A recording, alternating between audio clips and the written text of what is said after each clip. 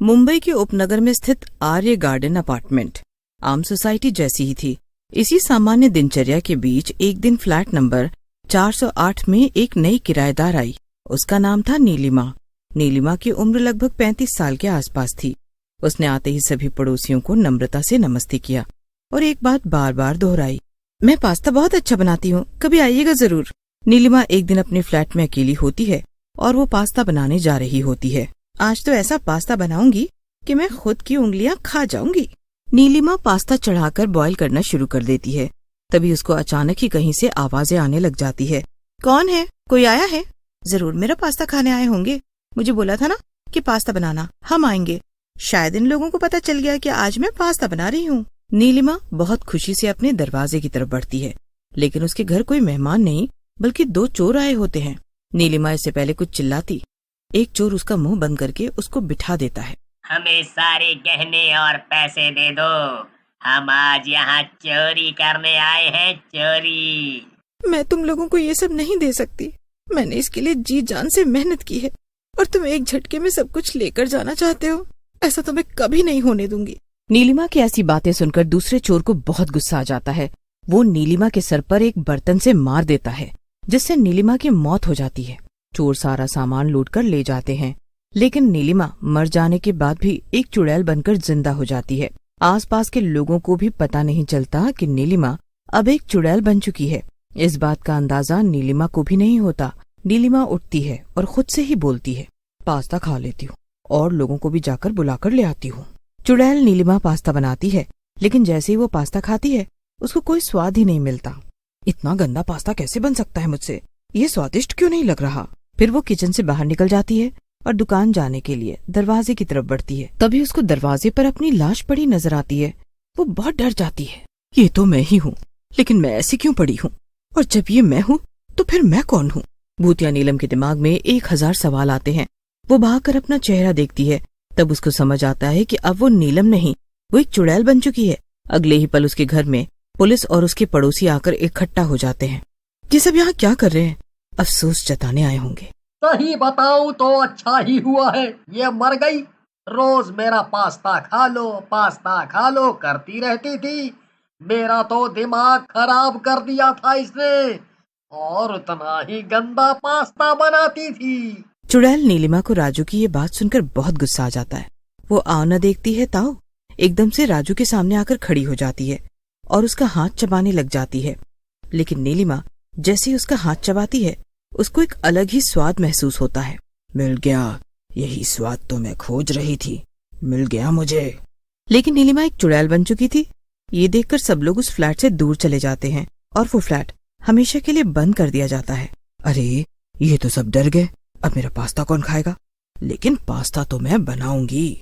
चुड़ैल नीलिमा अब रोज रात को सबके गेट को खटखटाती और जो गेट खोल देता वो उसको अपने हाथों से बनाया हुआ पास्ता खिलाती। लेकिन अब नीलिमा का पास्ता आम पास्ता नहीं होता, उसके अंदर मिला होता है इंसानों का खून। क्या हुआ? पास्ता अच्छा नहीं लगा? अब पड़ोसियों को रोज एक चिट्ठी जाती जिसमें लिखा होता, मैं पास्ता बहुत अच्छा बनाती हूँ, आकर खाइएगा जरूर। नीलिमा से अब लोग डरने लगे थे। चुड़ैल नीलिमा ने तय किया कि वो अपने ही फ्लैट में एक दूसरी लड़की बनकर आएगी। नीलिमा एक दूसरी लड़की का रूप धारण कर अपने ही फ्लैट में किराएदार बनकर आ जाती है।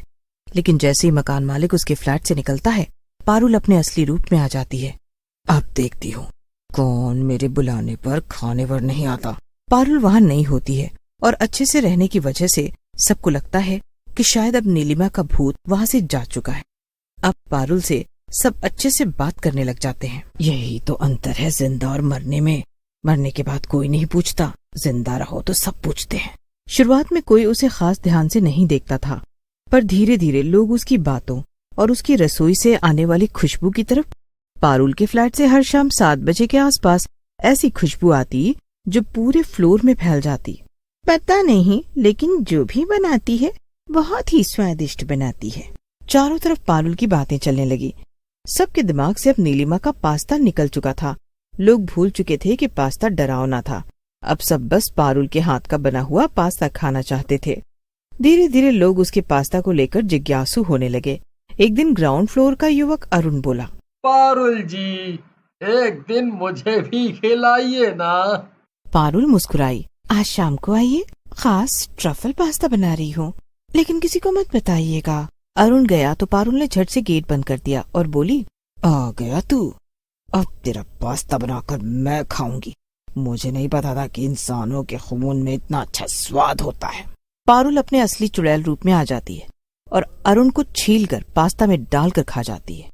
उसके बाद फिर अरुण कभी लौटकर वापस नहीं आया। अरुण के गायब होने पर पहले तो लोगों ने सोचा शायद किसी काम से कहीं चला गया होगा, लेकिन उसका फोन बंद था, कमरा खुला हुआ था। 3 दिन बाद बिल्डिंग की सफाई करने वाली बाई ने कहा, नीचे सीढ़ियों पर केचप गिरा है, बहुत अजीब गंध है। छी, कितना गंदा है ये। जब बिल्डिंग को साफ किया गया तब वहाँ एक बाल भी मिला, इंसानी बाल, बहुत लंबा, गीला सा। अब संध्या आंटी को भी निमंत्रण मिला।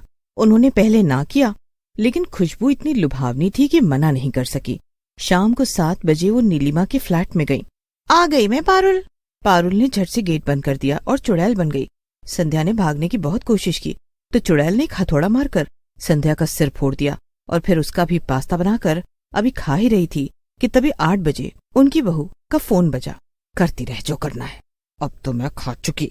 लेकिन उनकी बहू फोन करती रही, लेकिन जवाब नहीं आया। रात 10 बजे जब लोग दरवाजा खटखटाने गए तो फ्लैट बंद मिला। कल वो यहीं खाने पर आई थी और यहीं से जाने कहाँ गायब हो गई। 406 नंबर फ्लैट की कविता एक जिज्ञासु लड़की थी। वो नीलिमा के रहस्य को समझना चाहती थी। एक रात कविता छत पर कपड़े सुखाने गई तो उसने सोचा कि एक बार ऊपर से झांक कर नीलिमा के किचन में देखे। उसने देखा उस पानी में कुछ और था, चमड़ी और कुछ सफेद सफेद चीजें। ये क्या बन रहा है इतनी गंदी बदबू के साथ में? कविता बहुत डर गई। वो चीखने ही वाली थी लेकिन आवाज उसके गले में ही अटक गई। ये मेरी आवाज क्यों नहीं निकल रही है? वो भागी और 407 वाले अंकल प्रमोद को सब बताया। अंकल, पारुल नीलिमा है। लेकिन उन्होंने विश्वास नहीं किया। अगले दिन जब प्रमोद सुबह घूमने निकले तो उन्हें सीढ़ियों पर एक उंगली पड़ी मिली। उस रात प्रमोद भी गायब हो गए। मैंने कहा था अंकल वो ही नीलिमा है, लेकिन उन्होंने मेरी एक बात नहीं मानी और आज उनका शिकार बन गए। अब कविता नीलिमा को खटकने लगी थी। इधर कविता जांच पड़ताल में लग गई। बिल्डिंग के एक पुराने चौकीदार लालचंद ने बताया कि फ्लैट 408 पहले से भी बदनाम था। 10 साल पहले वहां एक महिला रश्मि रहती थी, अकेली। वो भी खाना बहुत अच्छा बनाती थी, कई लोगों को अपने फ्लैट बुलाती थी। और फिर एक दिन वो अचानक गायब हो गई। उसका किचन टूटा हुआ मिला, दीवारों पर खून और गैस चूल्हे पर उबलते हुए कुछ अजीब पदार्थ, पर केस बंद कर दिया गया था। एक रात कविता ने फिर से छत से देखा, चुड़ैल नीलिमा कुछ बना रही थी। फिर आ गई ये मेरा दिमाग खराब करने। इस बार नीलिमा चुड़ैल ने ऊपर देखा और बोली, वो दिन दूर नहीं जब तेरा पास्ता बनाऊंगी मैं। कविता के तो मानो प्राण ही सूख गए। वो वहां से उठी और नीचे जाने के लिए मुड़ी, लेकिन उसके सामने अब चुड़ैल खड़ी थी, उतनी ही भयानक जितना कविता ने देखा था।